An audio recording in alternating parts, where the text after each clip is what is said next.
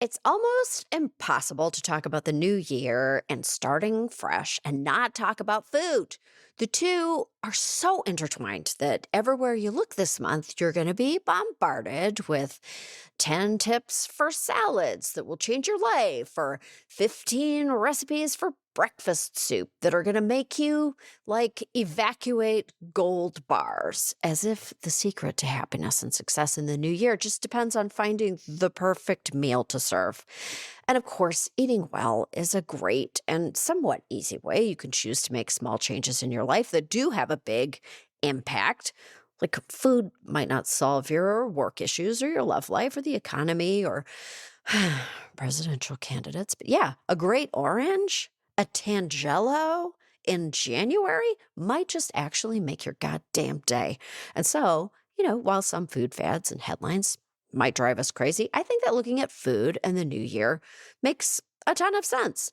There's a reason that so many people recommit to cooking for themselves in the new year. Why people finally opened the new appliances they were gifted in December and decide, yeah, maybe I will figure out how to use this fancy Le Creuset. Maybe I shall learn to baste something. Does my dough need a pillow while it rests?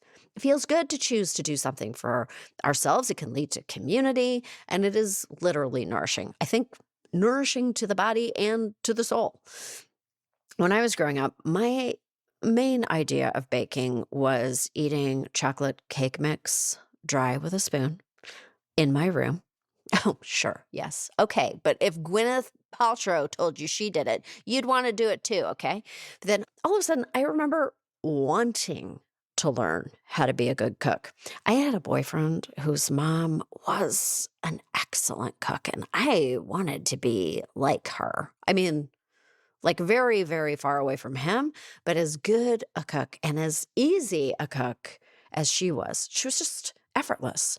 And also, as a teenager, a friend of mine had gifted me a subscription to Gourmet magazine, and that really was life-changing. I decided I wanted to know how to do what they were doing on all of those beautiful pages.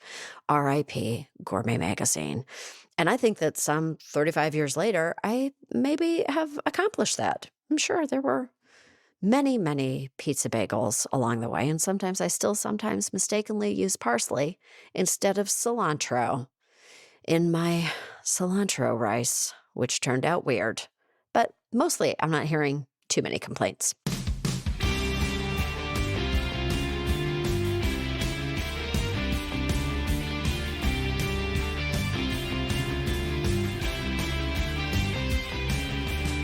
This is Choice Words. I'm Samantha Bee. This month, we're looking at how we make better decisions in 2024. My guest today is Samin Nosrat, the incredible cookbook author and host of Salt, Fat, Acid, Heat, and we talk all about our food choices in the new year. And of course, celebrate the new year bringing in citrus season. So take a listen and make good choices.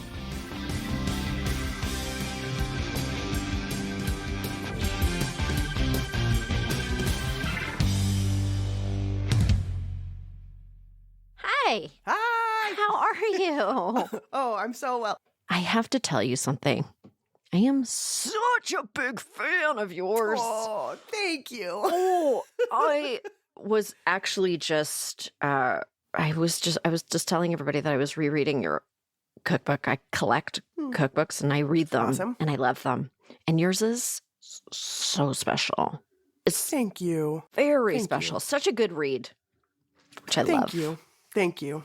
I love writing about food. I've always loved, ever since I was a teenager, I've loved people writing about food. Did you grow up loving food writing as well? As an I observer? didn't grow up I didn't know that there was such a thing called food writing. But I've always loved reading. And from, very early childhood, I've loved being read to and reading and stories. Yeah. And I think that that's an important foundation of my work and myself. Yeah. I know that you already know this because many people have told you this, but you got what it takes.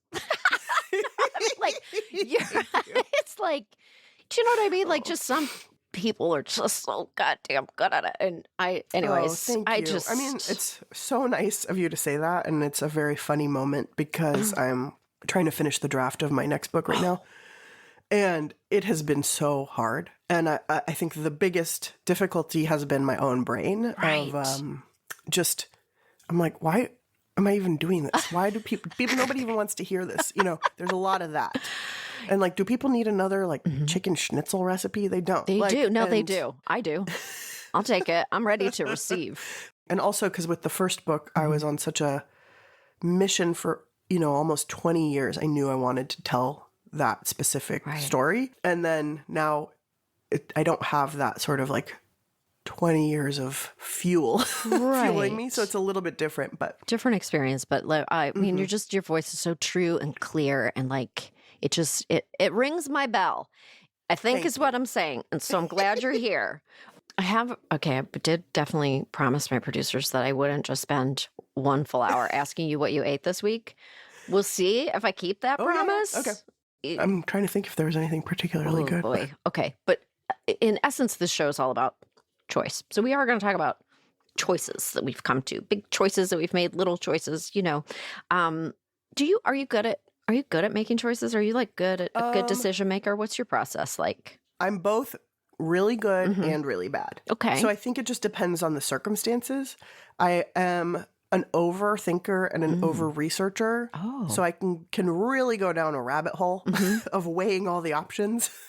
Right. But then also I think I do have an ability to listen to my instincts and listen to myself and tune into that. And it's gotten better as I've like gone to therapy for many years and just learned how to like tune into my own body and what my body's trying to tell me. But so I think it just depends. Like, if it's about like buying, like this morning, actually, I was Googling binoculars. Oh. And like, I have opinions about binoculars. you know, and It's like, good. I was like, I got so overwhelmed by the research that I was like, I'm just not going to buy any. I'll just borrow some from someone. Like, Yes. but then I think other things where it's maybe more important or meaningful, I do have a good ability to like tune in and sit with myself and figure it out. When you have like a choice that you're making or you're like making a decision, like some big thing, what does your body how does your body communicate to you? Oh, how does it? Yeah, like what? I wish there was like my finger went to the button. No, My one It's like eye this one. turns green.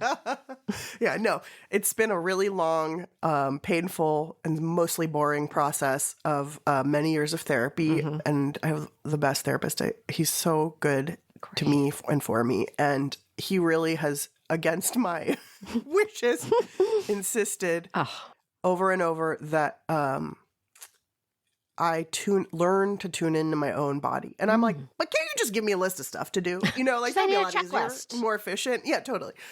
And so the answer's always coming back to my own body, which in the beginning felt very awkward. Like, but now I'm basically like trained in it. So I understand, you know, if I have I might rant about something to him and then he'll be like, okay, well, where do you feel this? So then I have to get quiet and sit with it. And almost always for me, the places where I feel things are in my belly, you know, or in my heart.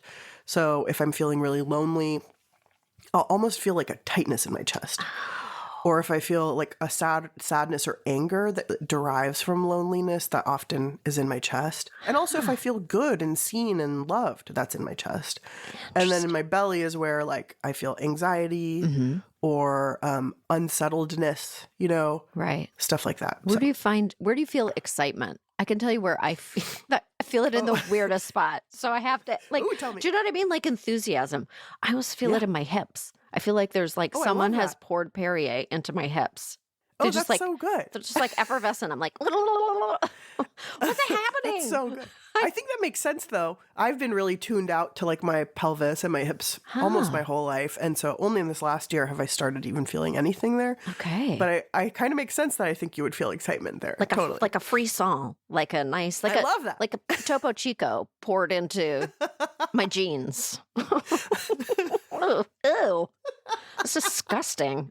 I'm sorry. No, it's not. It's just fizzy water. It's fine. Fizzy water. There's no sugar. It's not. All right. January is a really big month for people. For me, it's actually more September than January. But I accept Interesting. that I understand too. I accept that we think of things differently in Totally. the month of Yeah, January. I don't have the January thing either, so I feel Okay. you. But yeah, people do. Like, and it's like in the culture. I think it's more Yeah, totally. cultural. But we're gonna take the month and kind of like focus on the larger concept of making just good decisions, because we all want that. And people make resolutions for the new year. I don't personally, I'm not a resolutions person. Are you? Me neither. No. I can't hold to anything. I'm like, No. it doesn't even last one day. Not even one day. I just have learned, like, don't do that to myself. No. I think it's weird to postpone making a good decision until another time. Yes, agreed. Not today. In 17 days. I'm gonna start getting it right. It is weird. It's weird. Yeah. It's really weird. But I just want to unpack that with you a little bit, because like when I actually think of January, I think of citrus. It's my favorite fruit season. I love citrus. Do you not love citrus? Yes, it's like deeply meaningful to me, so I agree with you. Okay, when you think citrus, where does your brain go? So my grandparents in Iran had a citrus orchard. Okay. So citrus, I always feel, is like in my blood. And there's not a lot I know about my family. There's not a lot I've been told. And so, but I've visited that citrus orchard, and, you know, like I've picked sour orange blossoms with my grandmother and made orange blossom water. There are just sort of some core memories that I have. And then I grew up in Southern California, where there were citrus trees everywhere. So we'd go to my other grandparents' house and there were orange trees in the backyard, or we'd go visit orchards and pick fruit. And Iranians love putting lime and lemon on everything, like super acidic things. And there are these specific sort of varieties of oranges and limes that are really precious in Persian cuisine. There are sour oranges, like the Seville oranges, which we squeeze over fish. And then there are sweet limes, which is another thing. People will eat the whole fruit. And so my dad would like drive down to Tijuana to get us those fruits when I was growing up. So I have a lot of sort of citrus memories. And then now my best friend inherited the citrus and avocado ranch in Southern California that her parents bought in the 70s. She always says they were the first Jewish avocado ranchers in Ventura County. And then, and I don't know, there's just, I like where I live, I bought this house in 2019, and I had to buy it kind of quickly and stuff. And then, and I was so excited about it. It was my friend's house. And then afterward, I found this list in my notes app that was like my dreams for buying a house one day, which I had never thought would be possible for me. So it was sort of just a miracle. And the most sort of like prominent thing on the list was a list of all the fruit trees that I wanted to have in my yard. And this house already had all the fruit trees, including, you know, Meyer lemon and lime and regular lemon and satsuma and stuff. So, oh my God. Oh, you have a satsuma tree? That I mean, is... satsuma's not producing yet. But okay. Yeah, it's there. But it's there. And it probably is, like, I mean, I'm sure it has a beautiful fragrance. Oh, yeah, it has blossoms. Yeah, totally. Oh, boy. And then I also last year planted Oro Blanco grapefruits, which are these big, beautiful white grapefruits that are so sweet. And blood oranges, too. Oh, my goodness. This is... I knew that my mouth was going to be watering, and it already is. And that's... just from talking about fruit. Yeah, just from talking about fruit, because I feel like, for me, that it's going to California for the first... I grew up in Canada, where we grow apples, which are fine. I love that. But going to California for the first time in my life, I was like, there are lemons. Just on the street. On the street. Like, what is this place? Promised land. Yeah. How can this exist? It just was so far from like a desert landscape, or just a flowering fruit tree that's just like sitting there. No one even wants the fruit. There's just like too much of it. They're like, there's so much fruit. There's always fruit on the street. Tumbles all over the sidewalk. Everyone's like, these stupid lemons. I'm like, I'll take them. Why do you think that food plays such a significant, because it really is so part of that January conversation. It's like, we're doing it differently. We're getting off to a good start. And food is always so much a part of that for people. Why do you think that people center it in their kind of like fresh start, their vision of themselves as starting fresh? Well, I think the thing about food that's so interesting as a person whose career has to do with food. I find this really sort of fascinating. And in my early days as a young cook, this used to drive me nuts. But actually now I think it's a beautiful thing, which is that everybody has a relationship to food, and everyone in a way is a food professional, because everyone is an expert in their own, everyone's been eating their whole life. Right. And food is such a sensory experience, eating and cooking. The best eating and cooking sort of engages all 5 senses. Right. And that means you create memories around it and you create ideas around it. And so we all have this sort of body of knowledge inside of us. And we all have very strong feelings about what we like and don't like. Right. And then if you're a person like me, you go somewhere and are trained in the quote unquote right way to do things. And so then, then when somebody tells you, well, that's not the way, my mom made beans, or that's not the way, whatever. I'm like, well, when I was a baby cook, I'd be like, well, you're wrong. Your mom's wrong. Your mom is so stupid. Yeah. Yeah. And now I actually think it's this wonderful opportunity for me to connect with people, because as long as I'm open and not defensive about it. Right. And so I think it's that same part of ourselves that sort of comes into play in January. I think also we can't ignore there are a lot of marketing forces at play. There's capitalism hitting us over the head with trying to get us to sign up for a gym membership or whatever. Right.